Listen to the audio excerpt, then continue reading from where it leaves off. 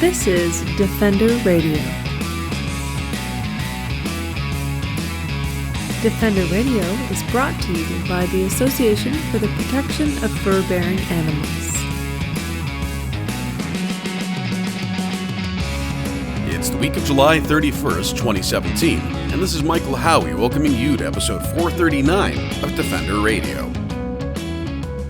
You see the scene, you hold up your phone, you get ready to smile, and then you slip. What happens next? Across North America, the selfie phenomenon has been a boon to social media companies, but it's also been a cause for concern for safety organizations as well as search and rescue professionals and volunteers. As we move into a long weekend, it seems fitting to be talking to AdventureSmart, a national prevention program focused on Canadians and visitors to Canada who participate in outdoor recreational activities.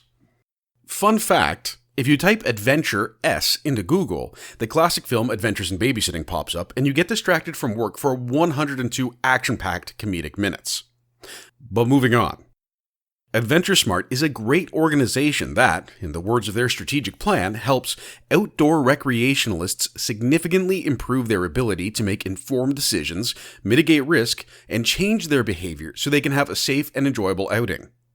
They offer presentations on safety for all ages and for all seasons, have tips for most outdoor recreational activities, and aim to reduce the need for search and rescue operations. Sandra Riches, the BC coordinator for AdventureSmart, joined Defender Radio to talk selfie safety, the basics of being prepared, and what's led to nearly 1,600 search and rescue operations taking place per year in British Columbia alone. I thought the logical place to start, there's a lot to talk about, but is what AdventureSmart is. We met you at a festival not long ago, and connections were made, and now you and I are talking. Yeah. So could you explain a bit about just what AdventureSmart is as an organization? AdventureSmart is a organization that started here in British Columbia just over 13 years ago. And the Coles Notes version is we're trying to increase awareness to help reduce the number and the severity of search and rescue incidents in the country. So we started based on a crazy stat here in BC that we have more search and rescue incidents in our province than the rest of Canada combined every single year. So that number's fluctuated a little bit over the 13 years, and it has gone up, actually, even though we've been very busy delivering outdoor safety programs. So our main premise is to educate, inform, increase your awareness, and that's what we are. We're an awareness program. We're not a certification program. We're not delivering first aid courses or avalanche courses, but we can tell you where to go to get those for sure. We're here to increase your awareness on some basics, which we have an ulterior motive. We want to reduce the number and severity of those calls for the volunteers for search and rescue to help you be a little bit more prepared for those outdoor adventures, no matter if they're an hour hike after work or on the weekend, or if you're heading out for a longer adventure or expedition, even for a few days. So we're an awareness program to help you be more prepared.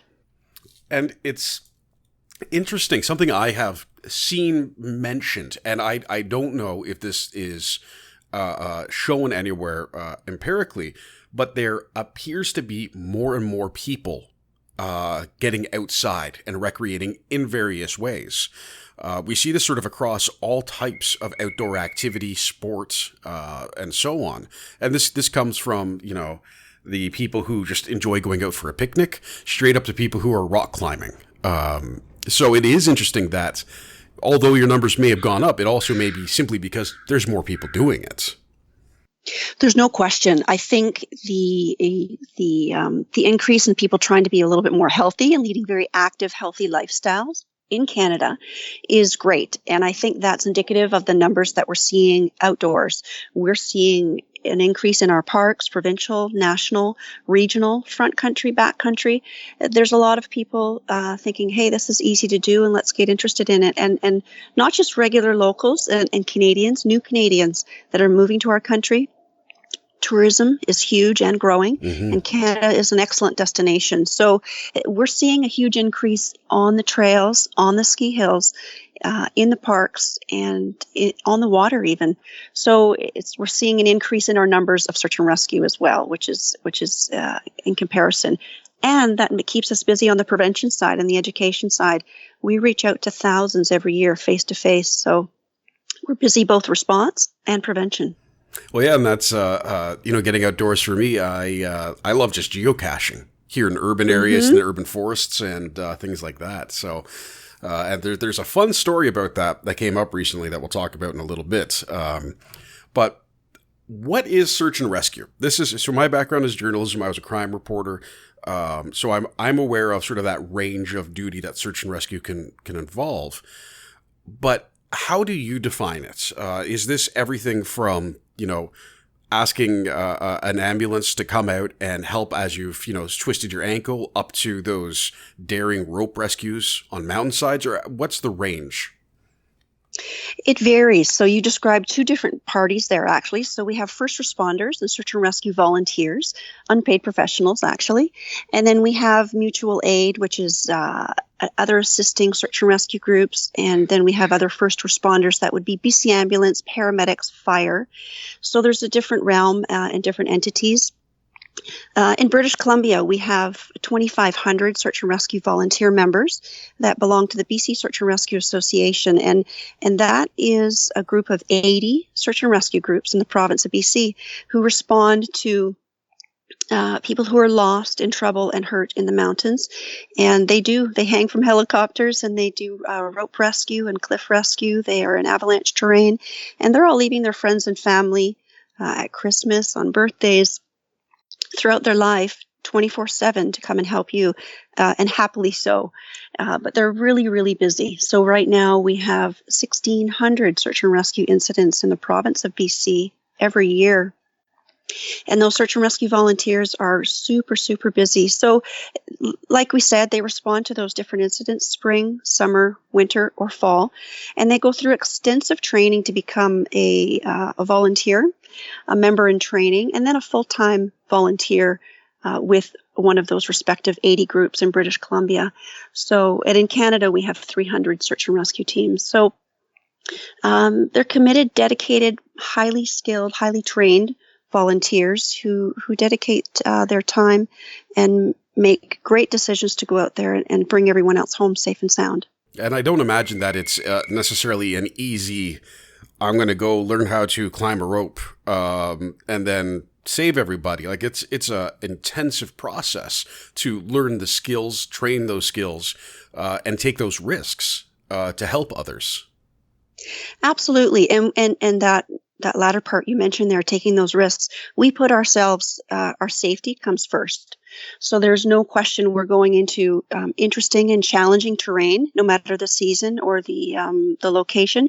But we make that decision based on our safety first. So if it's not safe, for example, to head into an avalanche terrain in the backcountry, if it's not safe for us first, then we won't go. If it's not safe to fly at night based on the light or the weather, we won't go.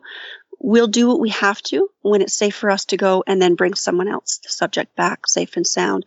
But lots and lots of training, from rope rescue to swift water to avalanche terrain to backcountry skills, wilderness safety, navigation, communication, just to name a few.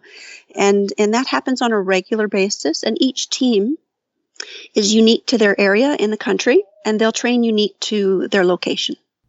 Yeah, I can't do any of that, but I can traverse an entire city by using one bus ticket. So different skills for different places. Different skills for different places. That took training, maybe a little bit less, but. And I can just use Google Maps to do it, actually. It's not that impressive at all. What causes the need for search and rescue? I mean, 1,600 is a big number. And that's not 1,600 people. That's 1,600 incidents. So that number could get significantly higher if we presume most of these people are a party of at least two. And I know it's always different, but is there kind of themes into what is leading towards people getting into situations where they require search and rescue assistance? There's a lot involved in the equation, and that question gets asked a lot. And we like to pin things. We like to say it's because of A, B, C. Mm-hmm. but there's a lot involved in that equation throughout the country. And we have a lot of great areas to recreate, and some of them are easily accessible. And that can give people a false sense of security. So, you can get off the airport here in Vancouver and be in the backcountry within 2 hours, literally on your feet in the backcountry. So, as an example, the North Shore Mountains here in the Lower Mainland are the line between front and backcountry. So, accessibility plays a huge role. A lot of people don't think things will happen to them. We get up every morning, we get dressed, we pack our lunch for work, we head to work either on transit or bus or bike or foot, and we don't assume anything will happen. And 99% of the time it doesn't. However, once in a while it does. The same premise goes into any outdoor adventure. If you're heading for a hike, a snowshoe, a ski, a boat, or a paddle, mountain bike, we need to actually think of the what ifs. And if we start to do that, it leads us into what we talk about are the 3 T's. And we talk about trip planning. Taking the time to set aside before you go to make sure that you have everything you need, you're equipped, you have some basic and or more advanced training to do whatever you've chosen to do, season and sports specific. So there's a lot involved in the equation that might say, okay, why did that incident happen? And no question, a lot of it happens. It's just based on an accident. Something went wrong and things happen. But a lot of the subjects that we rescue, those incidents could be a less severity of an incident, or it could be prevented altogether. Someone maybe forgot to take extra clothes and now they're cold and it's dark. They don't have extra clothes and they don't have a flashlight. If they had those 2 things, they could probably spend a little bit of time, get warm, and make their way out. So there's a lot of people that we rescue that are less prepared than they should be. And that's where AdventureSmart comes in. And when we deliver any of our programs, we talk about all those specifics. When I was in British Columbia, I don't know if it was last time or the time before, my colleague Adrian took myself and someone else out to, I don't know where it was, up an old logging road. And we saw, bears, and we saw eagles and all kinds of incredible things. And we got a flat on the way back. And we pulled over on the side of the road. And one of my favorite pictures of that trip is Adrian on his hands and knees under his truck, putting the new tire on and getting all of the stuff set up, and me giving him the thumbs up from the side, drinking a bottle of water. Great support. But it was interesting because he had in his car everything he would need, almost everything he would need pretty much to be overnight. He had a first aid kit, he had the extra clothes, he had all that stuff, and it never would have occurred to me to include any of that stuff. If we couldn't get CAA from that road, I probably would have died out there, or just walked to the convenience store like 2 kilometers away, but it would have been less fun.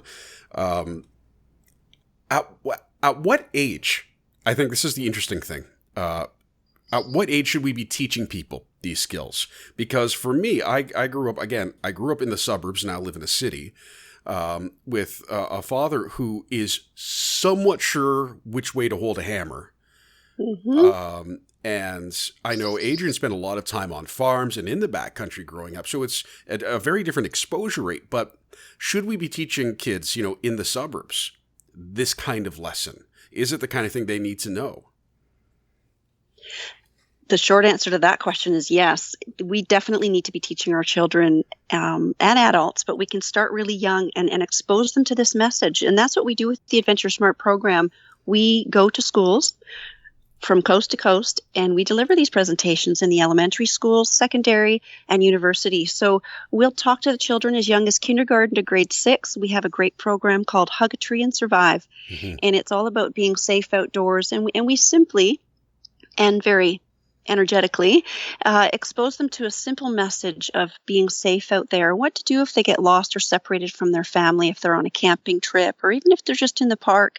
And this has been a very, very successful program that we've delivered for years. And it was adopted here in Canada in '96 from the States. And we've taken it underneath our umbrella as one of our first programs. And we have 5 now. But we visit the schools and we deliver this presentation. It's about 45 minutes long. It simply talks about safety to the children if they do get separated or lost. And it's interactive, it's fun, it's educational, and they leave with an activity book that discusses the safety about being safe outdoors. They leave with an emergency shelter, an emergency signaling device with instructions on how to use them and when. And we talk to them about always tell a parent where you're going, keep warm and dry when they're out there. And if they do get lost, to stop and hug a tree and stay put. It just gives them a home away from home. And how to keep warm at that site and making a little nest on the ground, wrapping themselves in that shelter, eating a snack or having some water that they've carried, and then help the searchers by answering our calls. So we remind them that they won't be in trouble, that they're not going to get scolded, and the search and rescue volunteers just want to bring them home safe and sound. So that program is delivered free of charge to anyone in Canada, and we'll come to you and deliver it in your school setting or at your Scouts or Cubs or any group, actually. So it's well received, and I think educating the children young is important. Not everyone grows up on a farm or in an outdoorsy family where their parents are active in the outdoors. So it's good to expose our children to this message, because they may move on and live somewhere else that they have access to the outdoors. And this is a great place to start, is with that great program for the children, Hug a Tree and Survive. Well, and it's funny because it's the very, I'm looking at the website for it, which lays it out very nicely. And it's, I think, 4 main points here. And I was thinking when I was looking at this yesterday that it's kind of, are kids really going to remember all of this and that? And then I started thinking, and I have a horrible memory from my childhood. No, that's not right. My memory of my childhood is poor. I don't be specific there. But I distinctly remember war amps coming in and talking about railway safety. I remember, and I think it might have just been the local utility company coming in, again, when I was in grade 1 or grade 2, and talking about power line safety. And they had a guy dressed up, and he was Buzz, and don't touch this, don't touch that. And it's, how to stay in your car or stay in the car if a power line falls down around you and it's raining. And I have very distinct memories of those, which was surprising to me all these years later. And I have to imagine that these very simple lessons are going to also stick with the kids for a long, long time. Even though they can be scaled up, so tell an adult where you're going. Well, you still should, even as an adult. If you're lost, hug a tree and stay put. That's not an unreasonable piece of advice. Just keep warm and dry. That's always good. And help searchers find you by answering their calls. These are all things that you can always do should you become lost in the woods at any age. At any age. And this is the first program of 5 that we offer. And we love to deliver that presentation. And we're really particular on reaching our audience's needs. So there's a lot of communities in the country that are remote, that are a very active and healthy community, and they spend a lot of time outdoors. So if the Hug a Tree and Survive program is too simple for them, which works great for new Canadians, Canadians that aren't as exposed to the outdoors, people that are just getting into the outdoors, it's perfect. If we go to a community where it's a little bit more outdoorsy, and that's where they kind of eat, breathe, and sleep that lifestyle, we take them up to the next presentation, and that's called Survive Outside. And so we mainly focus on that presentation. It's usually for about 12 years to, if you're 99 still out there, we can come and deliver this presentation if you're still outdoorsy.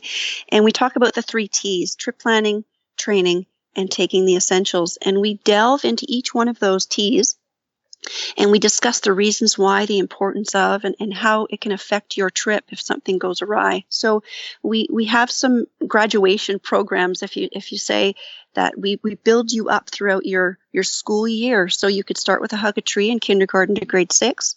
Now you're heading on to middle school or high school. We can come in and deliver our Survive Outside presentation, which is a continuation of that AdventureSmart education. And we talk again, and we remind you about the importance of staying put, calling for help, how to use your emergency whistle and for the universal signal for help, which we talked about with a Hug a Tree. And we can also deliver our snow safety program, which complements the same message, or our Paddle Smart program, just to name a few. And so they all complement each other, but you can have our message, so to speak, maybe 2 or 3 times throughout your school life. And hopefully over hearing it a few times and having that repetition, that you remember our safety points. Well, yeah, and I'm taking a look at the gear section, and it was making me think, too, of, again, the unique lessons I learned as a kid about this stuff. Because although my father is very not outdoorsy, both my parents are from Winnipeg. And there's a lot of, dress in layers, wearing the proper footwear, expect weather to change quickly. And having parents that grew up on the prairies in, the arguably windiest and snowiest city in the country, those are things that just I don't think about. I mean, I was the only kid in Toronto who knew what a block heater was. And I think, too, I want to talk a little bit about the gear. So I think the stuff that, again, is to most people who have lived in Canada for a long time, just very common knowledge at this point, although it is always important to point that out. And again, that is dressing in layers, making sure your footwear fits properly, having an extra layer or two. And of course, the sport-specific note, I think, is very important, that each outdoor pursuit has its own safety considerations and requirements. So get the right gear to meet those needs. But when we talk about having a very simple safety kit with us, and this is something that I need to do for myself. As I said, I enjoy geocaching, which takes me into some more wild areas, but I typically don't venture far from Hamilton. Those people who know Hamilton, there are some rural areas around, some forest areas around, but it's a city of 500,000. It's pretty dense. But I should have some more safety equipment than I currently do. I mostly have equipment that helps me with my activity. What would, the 5 things I should have in my backpack, I guess, look like in terms of safety for either my urban adventures out to potentially driving between, I think one of the common highways now it's Lake Louise to Banff.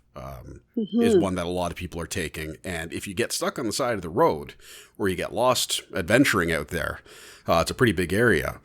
So what would the basics be for safety? Well, that's a great question, and it speaks to one of our other 3 T's. So we talked about trip planning, training, and taking the essentials. So there's a basic kit that you can have with you at all times. And if you're geocaching like you like to do, or if I'm heading off for a couple of days adventure, there's a basic kit that I would have, and then I add to it season and sports specific. So the essentials that we ask you to carry with you are a flashlight or some type of light source. So a headlamp is an awesome light source, because then your hands are free to either eat, drink, or administer first aid. So a light source is awesome. And if you're using an old school traditional flashlight, extra batteries are key, even for your headlamp. Having a fire making kit that's in your pack that you know how to use is critical. So having that accessible in your backpack, in your bag, and making sure you know how to use it, and that everything in that kit could start your fire. So you're not relying on anything in the outdoors, on your trail, in the forest. You need to be able to start that fire with what you have in your kit. So we have some great ideas for fire making kits, and some of the fire starters could be the lint from your dryer is a fire hazard at home, so that's why you're taking it out of your dryer, but it's an excellent fire starter. So just take it all out of the dryer, put it in a Ziploc bag. You've got some waterproof matches. There's the beginnings of a great fire starting kit. That's a great idea. Potato chips, cheesies, they light up great and they burn. One fat cheesy will burn for 3 minutes. So there's an excellent fire starter. Cotton balls doused in Vaseline, and crayons. These are all different ideas and you can Google fire starters, but these are all small, light items that you could put in your pack as your essential kit. Having a proper signaling device, which everyone who receives any of our programs in Canada for the AdventureSmart program receives a whistle, and they receive that as their emergency signaling device. But understanding that the universal signal for help is 3 blasts, taking a break, 3 blasts. If you can continue to do that, the search and rescue volunteers and any first responder will know that that's someone in distress. Also having a signaling device, which could be a mirror, and which we also hand out at our presentations, and understanding how to reflect the sunlight back up to a helicopter who have some spotters in there looking for you, which is also another signaling device. Carrying extra food and water, so we're eating and hydrating for our activity if we're heading out for a hike. But you have extra in case you're lost in trouble or hurt out there, and at least 1 extra liter of water as your emergency rations, in addition to what you're doing to hydrate for your trip. taking extra clothing and making sure it's the right material. So that's not cotton. Cotton kills is what we say, and we ask you to wear a synthetic material. So polypropylene is great, and having a base layer that's fitted to your skin to wick away any moisture and keep you warm, and then a thermal layer, a fleece or a puffy, and then an external layer which will be protecting you from the wind and the snow. Also having navigational and communication devices, so having a topographical map and a compass, but also knowing how to use those two pieces of equipment together takes a little bit of training, but it's great. North isn't changing anytime soon, so if you have that compass and you know how to use your topo map, you're good to go. And having some communication devices. And when we say that, a lot of us might default to our phones. And there's some pluses, but there's a lot of minuses to thinking and relying solely on your phone. It's great if you have reception, if you have full battery power. So it's great as a backup, but it's great to just go old school. Topo map, compass, you're good to go. Mm-hmm. Having a first aid kit, knowing how to use it. So having some first aid training and having your first aid kit in there, knowing what you have in your kit. Emergency shelter, which everyone receives also with our programs. A pocket knife has applications for fire and first aid, and then sun protection. So those are your basics, which can always be in your pack, ready at your front door, in your backpack, or in the car. And then you would add to it season and sport specific. So for winter, if I'm heading into the backcountry, I have all of those essentials. But then I also have my avalanche transceiver, my avalanche shovel, and avalanche probe. So depending on the season and the sport, you just add to that list, and away you go.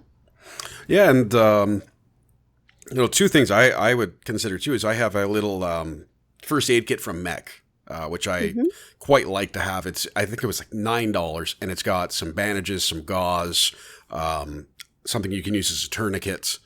And then, it's a good little, it weighs, I think, like an ounce. So that just lives in my backpack. And the other thing that I found really neat is I got a GPS specifically for geocaching, and it's the lowest model made by Garmin. But while I was at Canadian Tire, I had the guy show me how to use the backtrack feature, which I thought was really cool, particularly for those who are somewhat outdoor inhibited like me. And what that allows you to do is as you adventure, as you travel, as you hike, whatever you're doing, it keeps track of where you're going. So if you get lost, you could actually hit that feature and it will guide you back to where you started. And that, of course, is dependent on the fact that you have battery life and satellite reception and so on. But it's a neat little feature to know how to use that I think is probably standard on a lot of GPS devices. And you speak to knowing how to use it. So yes. that's a great example of no matter what you carry, if it's a two-way radio, if it's a satellite phone, if it's your cell phone and your iPhone, there's a lot of great features and apps that are just excellent for day use and outdoors, actually. Not bad. We all have an excellent compass on our phone. That can give us your coordinates right away, which will easily be tracked to search and rescue. And so there's lots of pluses to that. But the key, no matter what you're carrying, sat phone, iPhone, two-way radio, Spot, InReach, is knowing how to use it. So whatever you choose to get, which it should take some homework to do and see what the application would work for you, how it works in your area. Do you need to have a plan to operate the system that you've purchased? How does that work? How do you signal? Can you text? So there's a lot of little check marks that you have to go through to see what system works for you and how it does. But getting the training and knowing how to use that unit will be your savior.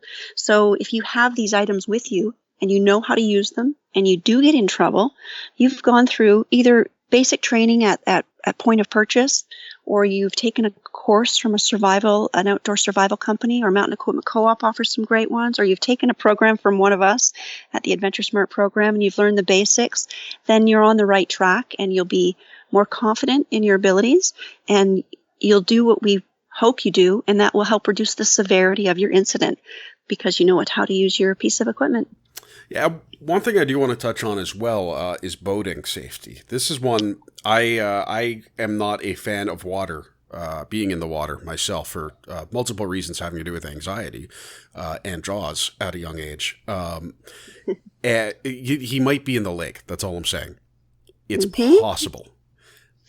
Anyway, when I was at the newspaper, something that was tragic and absolutely predictable every summer was interviewing the family who lost their child in a boating accident. I can honestly say that happened every year over the course of a decade career from the same community. And in almost every case, it was drinking, no life jacket. And I think, I'm a relatively strong swimmer. I was taught how to swim at a young age, and I still can swim. I still do swim occasionally. But the importance of that life jacket, people, I see people, I hear people talk about, you don't need it, I know how to swim. Why is that a falsehood? People get that false sense of security that they know how to swim and that they don't need to be wearing it. That's just, it's critical that people understand the importance of wearing that at all times, no matter what your level of swimming is. I'm a very strong swimmer. And some of us are, some of us aren't. I can still fall off the boat and hit my head on the way into the water. And now I'm not such a strong swimmer. I might be fishing with some friends and I slip on the rocks, or if I'm at the creek head and I slip and fall and hurt myself. And if I'm injured, unconscious, ridden with anxiety, I'm not as strong of a swimmer anymore. So having that life jacket on me will save me. And it's critical that everyone wears them and wears the properly fitted life jacket. I think we've all been on a boat before and everyone says, there's 8 of them in the bow. We're 8 of us. Let's go. Away we go. Well, they're in the bow of the boat. It's not on me. It's on the vessel. It's great. We need to be putting them on. And if we could practice that and show everyone else on the boat, if you're the operator, you are required to get your passengers to wear that life jacket or PFD. Set the example. Make sure everyone's equipped and away you go. Make sure that they're nice and bright. They usually are yellow, orange, red, which is easier to see on the water, and making sure that they fit properly. And once we all get into that habit, it's creating those habits of packing those essentials, of wearing that life jacket and being safe no matter what you choose to do. But it's critical on the water. And unfortunately, it happens every summer. There's some great programs out there. Swim to Survive, the Life Saving Society puts on a great program, and they'll help you learn how to swim. And they put on these different workshops over the weekends in the summer, and it's called Swim to Survive. And they'll teach you the basics. And a lot of us live around the water. We have a lot of water in Canada. We need to be safe if we're just on the shorelines, canoe, kayak, or motorboat, or stand-up paddle boards with new trends coming up. We need to be safe no matter what we choose to do on the water. Yeah, and I think what's frightening is how devastatingly quick it happens. That's the other thing I think people underestimate, is this is not in the movies, splashing around, help, I can't swim. It's in the water, under the water. And one gulp for air, that turns out to be water, and that's it. That's all it can take sometimes. And that's what makes it so frightening. But as you said, I think just wearing a life jacket, making sure it fits, the life jacket that you have for your boat probably isn't going to fit me. And I've had that situation before, in fact, as a larger person, where, this is not going to help. If anything, it will prevent me from using my arms. So find another one or don't go on the boat. Now, in a more fun news, there was a story, this is I briefly alluded to, of a man who was geocaching and got in some fisticuffs with a grizzly bear. So the very brief definition of geocaching is using predetermined coordinates to search for a container that is hidden and has a paper log in it that you sign. It's kind of like a treasure hunt. It's a lot of fun. It's great for all ages. I enjoy it, and it's a wonderful way to get kids outdoors. I'm a big brother, and we go geocaching all the time. It's a wonderful way to get him moving and active without being, let's go exercise. And this story, I read it, and the headline was, safety of geocaching called into question after this incident. I wrote about it. I was a little flummoxed by the headline. I don't even know how to ask this question, but when you're geocaching, is it a good idea to be aware that there may be grizzly bears on the other side of a bush? I don't, you have bear safety. I don't know how to really frame that. Is this just general situational awareness? How do you guys teach that kind of stuff for outdoor recreation? Bear safety comes up in every single presentation that we deliver, at every trailhead that we do when we're talking to hikers and they're heading into the backcountry. It creates great conversation. People are interested. People want to see them, and it can be great in a safe area with a guide in a safe environment. However, most of the times we're out there and we're in their home. We're heading out into the backcountry and we're in bear country. So it's our responsibility. So that falls back to the first T that we talked about, trip planning. So if you're geocaching, if you're heading out for an afternoon hike here on the North Shore, if you're anywhere in the country, it's your responsibility to look into that before you go. So talk to the locals. The locals could be park warden, Parks Canada staff. It could be the local park rangers, and getting some information about what's been happening in that community depending on the season. So if it's springtime, the bears will be at a lower elevation looking for food because it's not available at a higher elevation because that's still covered in snow. Make sure you're understanding the weather patterns because that dictates what grows at what times of the year for the bears to be grazing. So it might sound like a little bit of homework, but it's all for your own safety and understanding what's out there and being in the know. Learn everything you can about being safe in bear country because you're venturing into their habitat. So understand what areas they love to sleep in, feed in, graze in, walk in, and those are probably areas that maybe you're going for a hike in. So you have to be in tune when you're out there, making yourself visible and heard. You need to be alert and pay attention for different signs in the area. Looking for scat along the trail, looking for scratch marks on the trees, depressions and big areas on the ground where they may have slept overnight.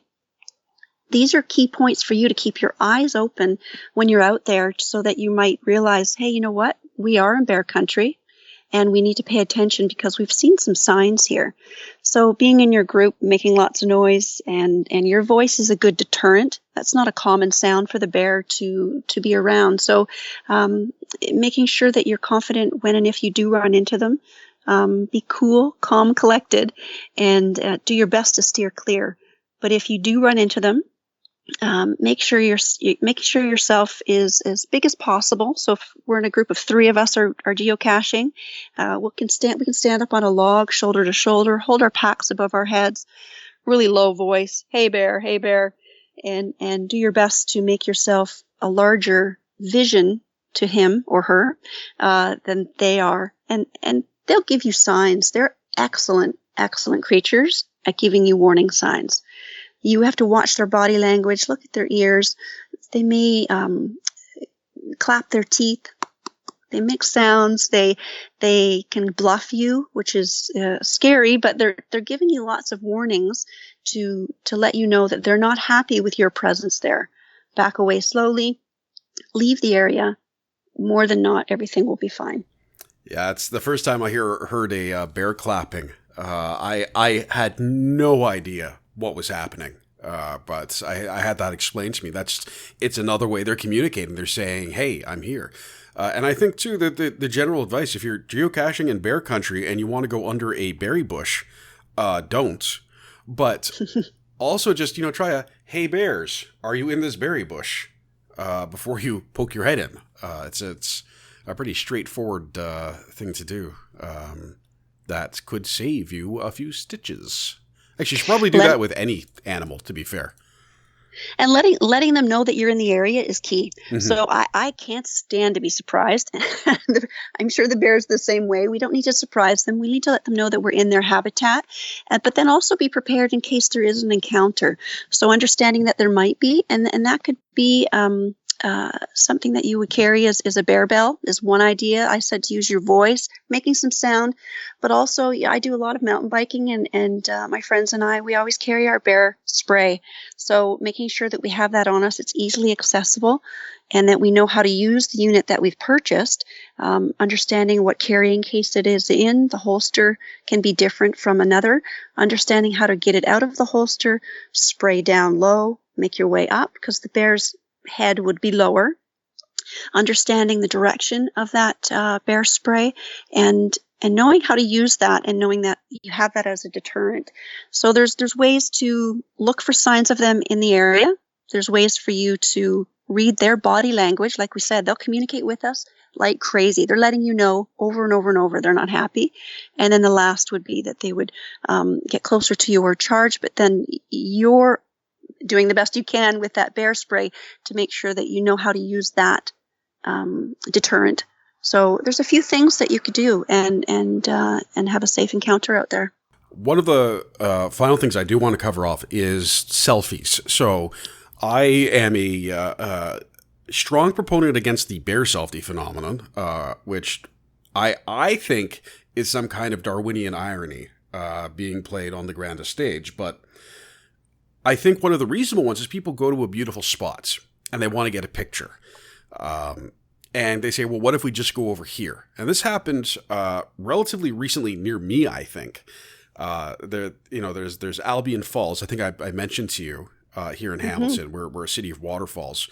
And they've had to put up 6-foot steel fences to keep people away from this waterfall because there have been, I think, 2 deaths and several rescues this summer. And all along here, we are on the edge of the escarpment, the Niagara Escarpment.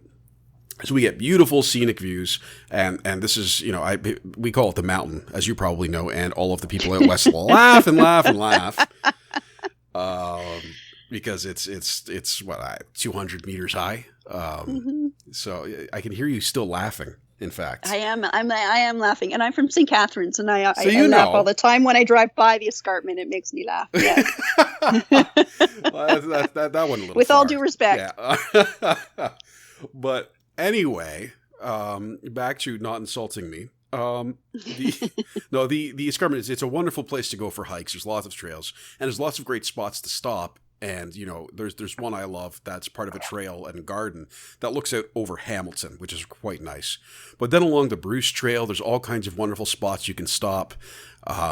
Further up in Halton, there are a few bluffs that are just remarkable, but they are like sheer 300-meter drops.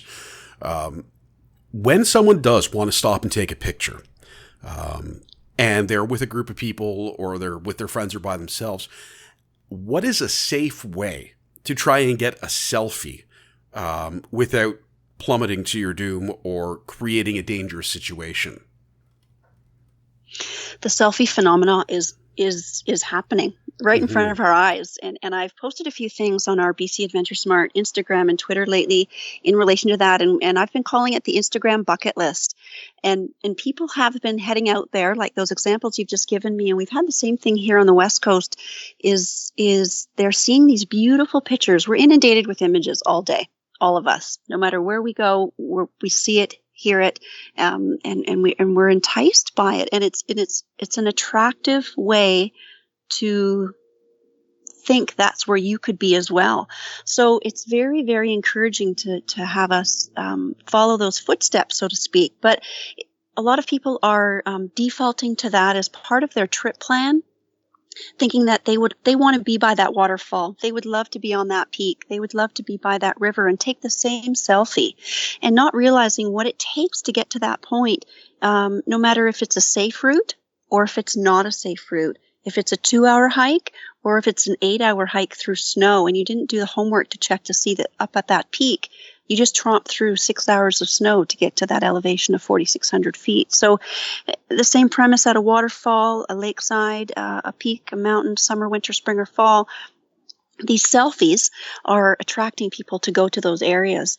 So it's a craze that we're trying to educate people on, in addition to all of our education programs already. And we're defaulting it to proper trip planning and making sure that everyone understands that having that picture near those beautiful scenic viewpoints behind you may take a little bit more effort from your point to get there safely, and then to take that picture safely, or not take that picture at all, or not even go to that area at all if you're not prepared, if you're not equipped.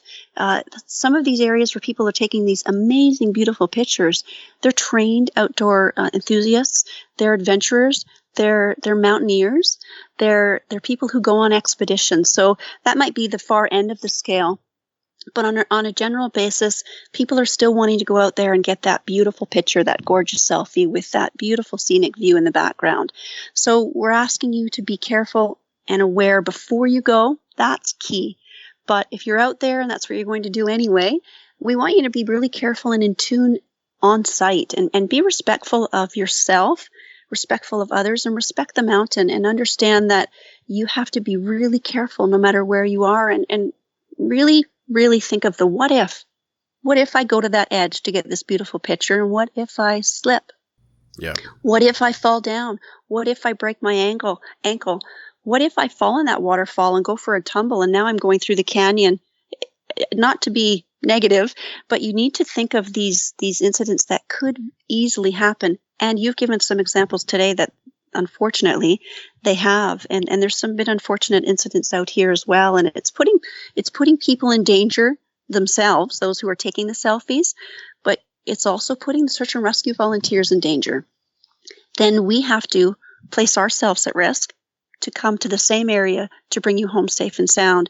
We're highly trained and skilled professionals. Those are areas that we train to go in. But once again, we'll only go there if it's safe enough for us to go. So there's a lot involved in that equation to take that selfie. However, we're asking you to think a little bit before you make these decisions to get to these areas. And it will help you, but it also helps us. Yeah, it's a fun anecdote. My wife's family has a lovely tradition of going for hikes when they get together for, long weekend meals and things like that. And my wife and her sister went out to see their younger brother out west, who was in the Navy at the time. And he said, let's go for a hike. And it's one of my favorite pictures of them because it's at the top of one of the mountains, which they expected to be like hiking along the Bruce Trail or the escarpment. Yes. With him looking proud and happy of having just climbed up this mountain, and the two of them smiling behind clenched teeth because they were planning his murder after calling it a hike. It is one of my favorite pictures. And to leave off, I mean, this is a very broad question, and I don't know that it's an easy to answer question, but that's why I'm asking it of you and not myself. What is the one thing people really need to hammer home and I'm not talking about for those of us who have already chosen to, we're going to go out for this hike. We've got our safety kit. We've got this, we've got our plan. But when you're talking with friends and family and you're talking with your neighbors or you see people on the trail who maybe aren't prepared, what's the one message we should be conveying to them? That's simple. At AdventureSmart, we want everyone to really think about their safety. That's key. And we repeat it over and over in our programs and in our social media and in our messaging and at the trailheads when we're there talking to everyone. And we really need you to think about those 3 T's. You need to trip plan and take the time to be ready to head out there, no matter if it's just an hour hike or a 2-day adventure. We really need you to trip plan. We have an excellent online trip plan at adventuresmart.ca. Fill in the fields, away you go, send that off to friends and family. Now we know where you are. We know who you're with, what you're carrying, and we can find you quickly. That's key. Having the proper training. You just mentioned the hike, going out with family and friends, making sure you're all physically and mentally prepared for that trip. So if you know that you're capable of hiking up that elevation on that terrain in those conditions, you're able to do that physically, which makes it a safer adventure for you, which reduces any severity of incidents. So trip planning's key, training's key, and taking those essentials. If you have all those essentials in your pack and ready to go, in case something does go wrong, you have the means to help yourself. If you have to spend a couple of extra hours out there because you're tired, then you have food and that water. If someone gets hurt, you have your first aid. If you need to communicate with us and call for help, you have your whistle, you have your communication device, and you know how to use it. So if there's anything that we'd like to say to anyone heading out there, no matter the season or the sport, follow the 3 T's, trip plan, train, take essentials, and it will help reduce the number and severity of search and rescue incidents in Canada. To learn more about AdventureSmart, get some of their educational information, or request seminars, visit adventuresmart.ca. That's the show for this week, folks. I want to thank all of you for joining us, and Sandra for spending time chatting with us about safety, the selfie phenomenon, and more. And please remember, as you're out and about this long weekend, to stay safe, especially if you're in areas where there are dangerous environmental risks, or even if you're in British Columbia, where wildfires continue to rage. Until next time, this is Michael Howie for Defender Radio, reminding you to stay informed and stay strong.